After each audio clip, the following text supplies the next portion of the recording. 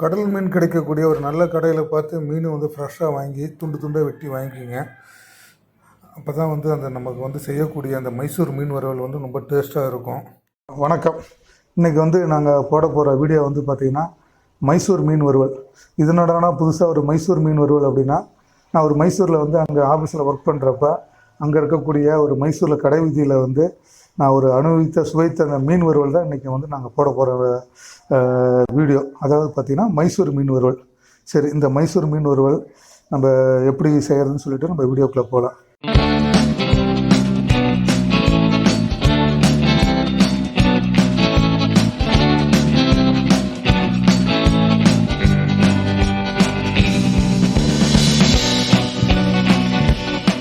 மைசூர் மீன் வறுவலுக்கு தேவையான பொருட்கள் வந்து பார்த்திங்கன்னா, அது பாறை மீன் ஒரு 1/2 கிலோ, இஞ்சி பூண்டு அதாவது பார்த்திங்கன்னா ஒரு 3 டீஸ்பூனு, இது வந்து மிளகாத்தூள், அப்புறம் தேவையான அளவு வந்து பார்த்திங்கன்னா உப்பு.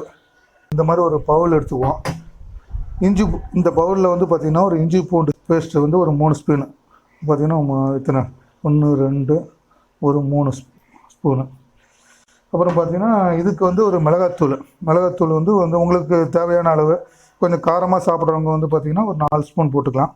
சரி, நாங்கள் வந்து ஒரு 4 ஸ்பூன் போட்டுக்கிறோம். இதுக்கு தேவையான அளவு உப்பு பார்த்திங்கன்னா ஒரு 1/2 கிலோ பாறை மீன் தான் வாங்கியிருக்கிறோம். இதுக்கு வந்து தேவையான உப்பு. ஸோ இதை வந்து பார்த்திங்கன்னா நல்லா மிக்ஸ் பண்ணிக்கணும். ஒரு கலவையாக வந்து அப்படி தயார் பண்ணிக்கணும். ஸோ இது மாதிரி வந்து இஞ்சி பூண்டு, மிளகாத்தூள், தேவையான உப்பு இதெல்லாம் அப்படி நல்லா தடவி வந்து இது பார்த்திங்கன்னா அப்படி ஒரு இந்த மாதிரி நம்ம தடவி அப்படியே வச்சுக்கணும். பார்த்திங்கன்னா ஃப்ரிட்ஜில் வந்து ஒரு 1 ஹவர் வந்து அப்படியே நம்ம ஊற வச்சுருவோம் ஃப்ரிட்ஜில். ஸோ 1 ஹவர் கழித்து நம்ம வந்து இது எப்படி மைசூர் மீன் வறுவல் செய்கிறதுன்னு சொல்லிட்டு நம்ம பார்ப்போம்.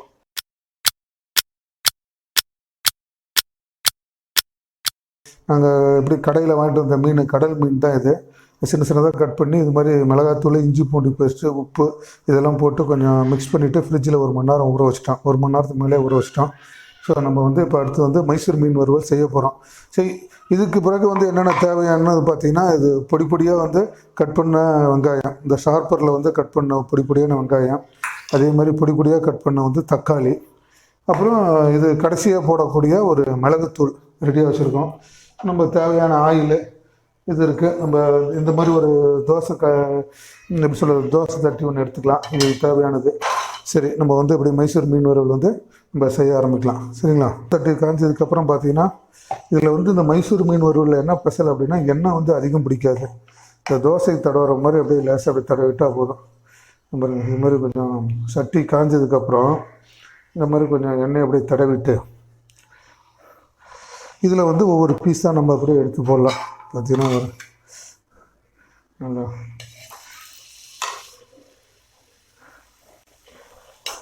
ஏன் இந்த மெத்தட் செய்கிறோம் அப்படின்னா, வந்து எண்ணெயில் பொரிக்க வேண்டியதில்லை. சில பேர்த்துக்கு பார்த்திங்கன்னா ப்ரெஷர், சுகர் இருக்கவங்களுக்கு வந்து எண்ணெய் பொருள் சாப்பிடாதவங்க வந்து இந்த மாதிரி மெத்தடில் வந்து மீன் செஞ்சு சாப்பிட்லாம்.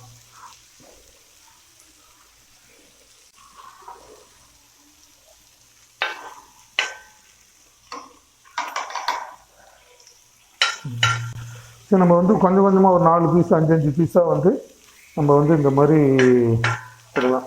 நம்ம ஏற்கனவே இது வந்து பார்த்திங்கன்னா இதில் வந்து உப்பு, மிளகாத்தூள், இஞ்சி பூண்டு பேஸ்ட்டு போட்டதுனால வந்து திருப்பி உப்பு போடணுங்கிற அவசியம் இல்லை.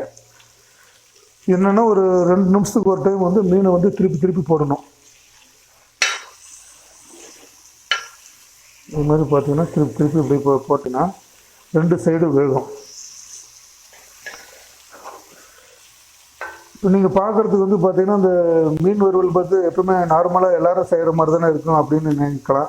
இந்த ஒரு மைசூர் மீன் வறுவல் வந்து என்ன ஸ்பெஷல் அப்படின்னா, இதெல்லாம் நம்ம 2 சைடு வந்து நல்லா ஒரு வறுத்து எடுத்ததுக்கப்புறம் இந்த வெங்காயமும் தக்காளி போடுறது தான் வந்து இதுக்கு வந்து பயங்கர டேஸ்ட்டு, சுவை கூடும். இது மாதிரி பார்த்திங்கன்னா ஒரு மூடி போட்டு கொஞ்சம் மீனை வேக வைக்கலாம். அப்போ தான் வந்து இந்த மாதிரி மூடி போட்டிங்கன்னா வந்து மீன் வந்து நல்லா வேகும்.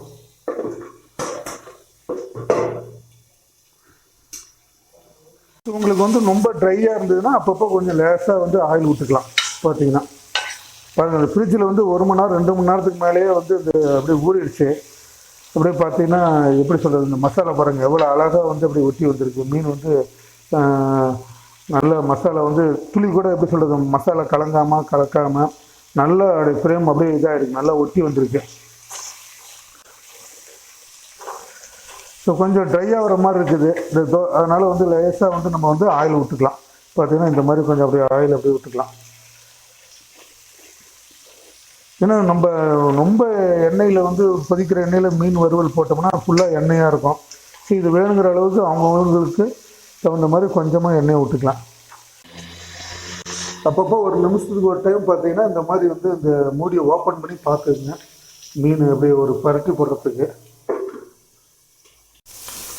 ஸோ மீன் வந்து நல்லா பயங்கரம் நல்லா பார்த்தீங்கன்னா நல்லா வாசனை வர ஆரம்பிச்சிருச்சு. நல்லா இப்போயே பார்த்தீங்கன்னா நல்லா அப்படி பாருங்க, இந்த சைடெல்லாம் பார்த்தீங்கன்னா நல்லா அப்படி வெந்து வந்துருக்கு பாருங்க. ஸோ கொஞ்சம் ஓரளவுக்கு 3/4 பாகம் வெந்ததுக்கு அப்புறம் வந்து பார்த்தீங்கன்னா இங்கே இருக்கக்கூடிய இந்த வெங்காயம் கொஞ்சம் தக்காளி நம்ம இதில் எடுத்து போட்டு வேணும்னா கொஞ்சம் வந்து நம்ம வந்து இந்த சால்ட்டு கொஞ்சம் இதில் கொஞ்சம் போட்டுக்கலாம். ஸோ இன்னும் கொஞ்சம் வேகட்டும்.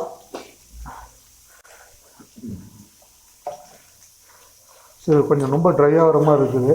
லைட்டாக வந்து கொஞ்சம் நம்ம அப்படியே எண்ணெயை விட்டுக்கலாம்.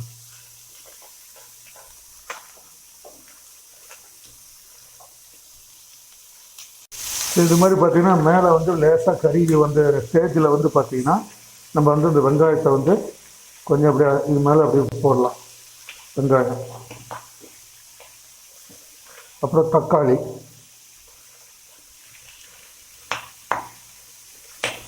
வேணால் இந்த வெங்காய தக்காளிக்கு வேணால் கொஞ்சம் வந்து நீங்கள் வந்து சால்ட்டு போட்டுக்கலாம். சால்ட்டு வந்து அப்படியே தூவிட்டுக்கலாம். இந்த மாதிரி பண்ணி கொடுங்க, குழந்தைங்களுக்கு வந்து ரொம்ப பிடிக்கும். ஸோ திரும்ப வந்து நம்ம ஒரு நிமிஷம் வேகிற வரைக்கும் இதை கொஞ்சம் அப்படி இந்த மூடிடுவோம். ஸோ மீன் பார்த்தீங்கன்னா நல்லா வெந்துருச்சு. பார்த்தீங்கன்னா அந்த கலர் சேஞ்ச் ஆகிடுச்சு, லேசாக அப்படியே பிளாக் கலரில் அப்படி மாறிடுச்சு. இந்த ஸ்டேஜில் நீங்கள் வந்து மீன் எடுத்திங்கன்னா தான் நல்லா டேஸ்ட்டாக வரும். ஸோ நான் வந்து இப்போ எங்கள் குடும்பத்தில் இருக்கவங்களாம் சாப்பிட்டு பார்த்தாங்க, ரொம்ப டேஸ்ட்டாக வந்திருக்குன்னு சொன்னாங்க. ஸோ கண்டிப்பாக வந்து நீங்களும் ட்ரை பண்ணுங்கள். நானும் சாப்பிட்டு பார்த்தேன், ரொம்ப டேஸ்ட்டாக வந்திருக்கு. நான் வந்து பார்த்தீங்கன்னா நாங்கள் வீட்டில் வந்து நிறைய டைம் அது மாதிரி செஞ்சுருக்கிறேன். ஸோ கண்டிப்பாக நீங்களும் வீட்டில் இந்த மாதிரி ட்ரை பண்ணுங்கள். மைசூர் மீன் வறுவல் அப்படி செஞ்சாச்சு, எப்படி இருக்குன்னு டேஸ்ட்டாக இருக்குது எப்படி இருக்குன்னு பார்ப்போம். நான் பார்த்தீங்கன்னா